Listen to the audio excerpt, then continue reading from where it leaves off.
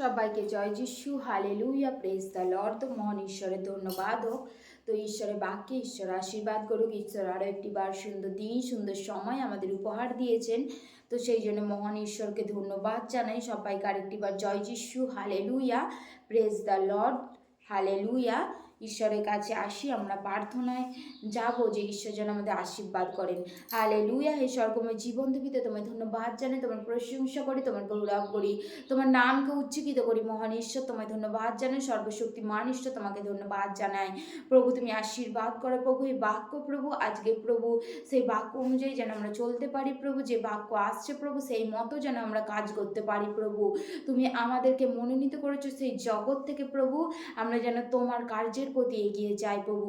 আসবে বাধা, আসবে সমস্যা, আসবে জীবনে কষ্ট, কিন্তু প্রভু সেই বাধা সমস্যা নিয়ে প্রভু আমরা যেন এগিয়ে যেতে পারি। হালেলুয়া। ঈশ্বরের বাক্যে ঈশ্বর আশীর্বাদ করুক, আমেন।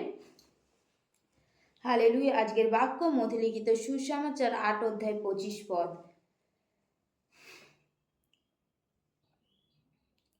পরে লোকেরা একসঙ্গে দৌড়িয়া আসিতেছে দেখিয়া যীশু সেই অসুচি আত্মাকে ধমকাইয়া কহিলেন, হে বধির গোগা আত্মা, আমি তোমাকে আজ্ঞা দিতেছি, ইহা হইতে বাহির হও।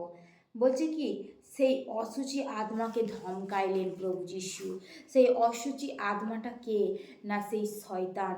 সেই শয়তান তুমি যখন প্রভু যীশুতে আসবে, দেখো তুমি যখন সেই জগতের মধ্যে ছিলে, জগতের সেই সমস্ত কিছুর মধ্যে ছিলে, তখন কি শয়তানের কোনো কিছু হতো না, কারণ তুমি তো সেই জগতের মধ্যে আছো। আর সেই জগতের মধ্যে কি শয়তানও বিরাজমান। তুমি সেই জগতের মধ্যে আছো, তখন কি শয়তানের কোনো কিছু হবে না।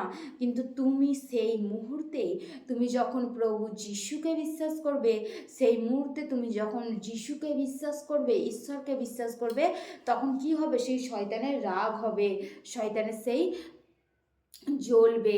তুমি যখন সেই প্রভু যিশুকে বিশ্বাস করবে, কারণ শয়তান কি করে না, তুমি যখন মন ফিরাবে, তুমি যখন পরিবর্তন করবে, শয়তান কিছুতেই চাইবে না। কারণ শয়তান চাইবে যে তুমি নরকের দিকে চলে যাও, শয়তান চাইবে তুমি স্বর্গে যেতে না পারো।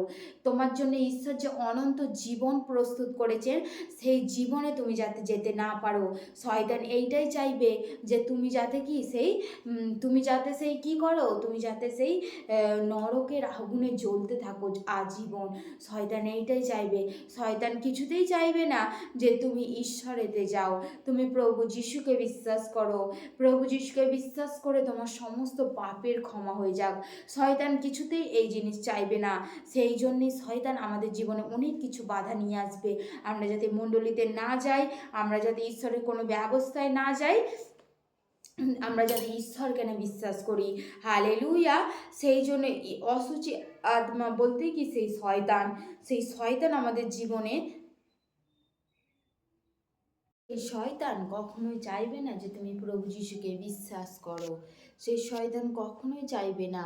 কিন্তু আমরা যদি ঈশ্বরের প্রতি ধৈর্য এবং মন আর বিশ্বাস নিয়ে থাকতে পারি, ঈশ্বর আমাদেরকে অবশ্যই আশীর্বাদ করবেন। আর সেই অসুচি আত্মা বলতে কি, সেই শয়তান। অসুচি আত্মা যখন আমাদের শরীরে প্রবেশ করে সেই শয়তান রূপে, তখন কি করে, সেই অসুচি আত্মা আমাদের জীবনের সমস্যা নিয়ে আসে, এবং আমাদের জীবনে সেই রোগ নিয়ে আসে, আমাদের জীবনে সেই দুঃখ নিয়ে আসে। যখন আমরা ঈশ্বরকে বিশ্বাস করি, তখন আমাদের জীবনে সমস্যা নিয়ে আসে। আর সেই অসুচি আত্মাকে প্রভু যিশু যখন ধমক দিলেন যে ইহা হইতে বাহির হও, তখন কি সে বেরিয়ে গেল। আর তখন সেই প্রভু যিশুর শিষ্যেরা বললেন যে আমরা কেন এটাকে ছাড়াতে পারলাম না। তখন প্রভু যিশু বললেন যে প্রার্থনা ভিন্ন আর কিছুতেই এই জাতি বাহির হয় না, আমরা কিছুতেই এই জাতিকে ছাড়াতে পারবো না। কেন? কারণ প্রার্থনা, আমাদের জীবনে প্রার্থনার প্রয়োজন আছে। যখন আমরা প্রার্থনা করব, তখন এই জাতি কি আমাদের মধ্যে থেকে বাহির হবে। আর যখন আমরা প্রার্থনা করব না, তখন এই সমস্যা আমাদের জীবনে রয়েই যাবে। হালেলুয়া। আমাদের জীবনে সেই সমস্যা কি রয়েই যাবে। সেই জন্য আমাদের প্রার্থনার প্রয়োজন আছে। যখন আমরা প্রার্থনার মধ্যে থাকবো, অসুচি আত্মাকে যখন আমরা ধমক দেব বিশ্বাসের সহিত, আমাদের কি দান, প্রার্থনা, উপবাস সমস্ত কিছুর প্রয়োজন আছে। সেই উপবাসের সহিত যখন আমরা ঈশ্বরের কাছে আসব, সেই উপবাসের সহিত যখন আমরা ঈশ্বরের কাছে হাঁটু পাতিত হইব এবং ঈশ্বরের কাছে প্রার্থনা করব, তখন ঈশ্বর সমস্ত অসুচি আত্মাকে কি করবেন, বের করে দেবেন, আউট করে দেবেন তোমার জীবন জীবন থেকে সেই আউট করে দেবেন সেই সমস্যাকে। হালেলুয়া! ঈশ্বরের বাক্য কত সুন্দর। সেই শিষ্যেরা কি করেছিল? শিষ্যেরা বের করতে পারেনি।